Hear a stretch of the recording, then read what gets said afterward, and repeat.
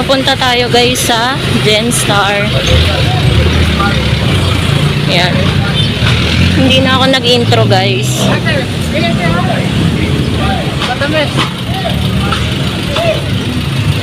Ayan na tayo. Bibili lang ako dito guys ng siomai siopaw. Hindi na ako masyadong magbibideo guys para mabilis na rin akong makauwi. And kanina pala guys, sumakay ako pa Ilaya kasi nag-order din ako ng Pepsi. Tapos sumakay ako pa kanto ng Banay-Banay, tapos sumakay ako Pamanggahan. 'Di ba, nakailang sakay na ako guys.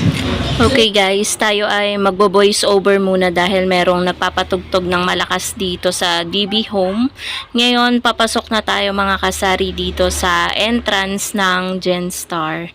So, dito tayo always dumadaan. At ngayon guys, papunta na ako dun sa lagi kong pinupuntahan. Pero uunahin ko munang bumili ng sigarilyo. Pero ayun guys, lakad-lakad muna ako. No, medyo mabagal maglakad si ate na nasa unahan ko. And ayan, narating na natin sina ate. Kaso guys, bad news dahil wala silang siopaw na malaki.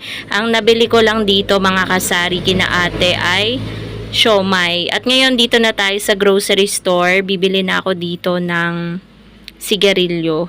Medyo itong si ate na naka-blue, nakatitig sa akin ng medyo hindi maganda. First time niya lang siguro ako nakita at first time ko lang din siyang nakita dito kasi hindi ko siya madalas makita dito sa grocery store na to. At ayan guys, nagbabayad na tayo.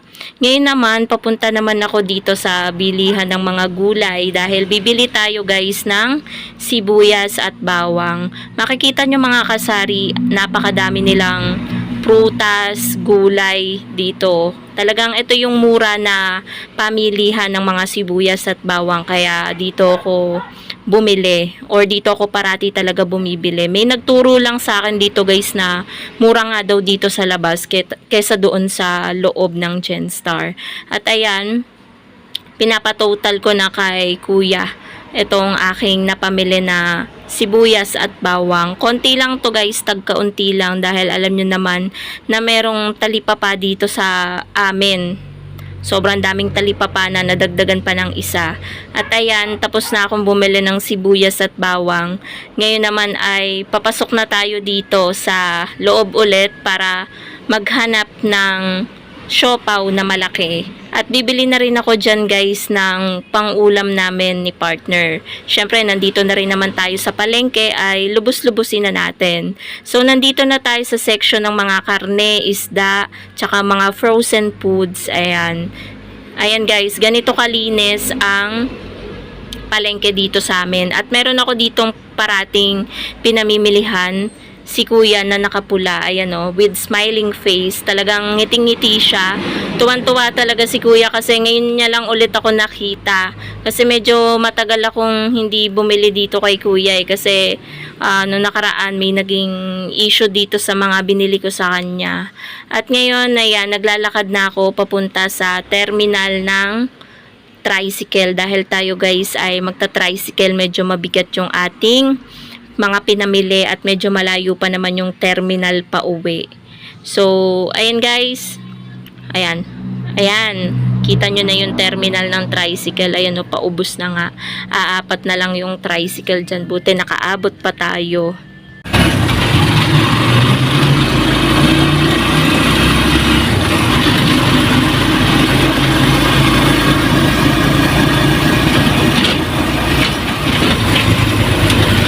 Few inches later. Hello mga kasari, good afternoon. At kakauwi ko lang po mga kasari dito sa bahay, sa tindahan. Nandito na ako ngayon. And alam niyo naman guys, nagpunta ako ng Genstar. Ito lang guys ang aking suot. Yan. High waist lang ako na maluwang. Kasi hindi na ako nakakapagsuot guys ng pantalon. Sikip na yung mga pantalon ko.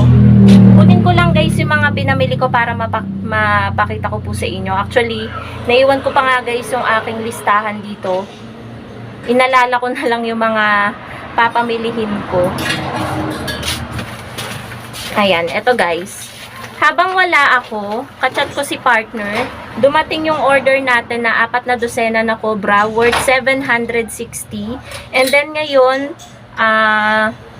May order din ako guys na 2 case ng Pepsi. Panay gastos tayo ngayon guys, panay labas ng pera. And then namili din ako sa Genstar. Pagka pamili, diretso uwi na. Ito guys yung ginagamit ko ngayon sa siomai natin kasi mas gusto to, hindi daw natatapon, sabi ng customer. Ito ay 7 ounce. Sobrang mura nito guys sa palengke, 17 pesos lang. Samantalang nung nakaraan, bumili ako ng, although magkaiba, mataas lang ng konti, 8 ounce. Bumili ako dito sa may talipapa, yung bago, 35 pesos yung bili ko. Eh ito, 7 ounce, 17 pesos. Siguro sa palengke, 25 pesos yung 8 ounce. Kaya mas mura talaga guys, bumili sa palengke ng mga ganitong plastic cup and then yung mga plastic na gamit natin sa tindahan. Bumili din ako guys ng siomai at siopaw. Parehas 140 ang puhunan, tag isang balot lang. Ito yung siomai natin. Ito naman din yung ating siopaw. Yan, wala pa kaming nailabas ngayong araw na to na siomai at siopaw. And then bumili din ako ng worth 200 pesos na pang ulam namin. Baboy ito guys. Ilalagay ko lang agad sa ating freezer para hindi siya mabulok. So lagay na natin.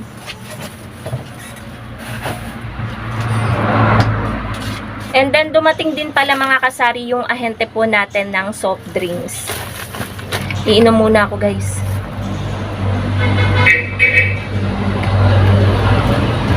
Kakababa ko lang talaga mga kasari sa jeep. So, mini na plastic bag. Panggamit natin dito sa tindahan. 20 pesos lang yun guys. Tapos na tayo sa isang eco bag. Ito yung bit-bit ko kanina. Siyempre, may dala akong payong. Ito. Payong. Tsaka pamaypay. And then, isang rim ng Chesterfield na pula. And then, 3 ka. Mais ka sa pagtawid ah! 3 kahan ng Marlboro Lights.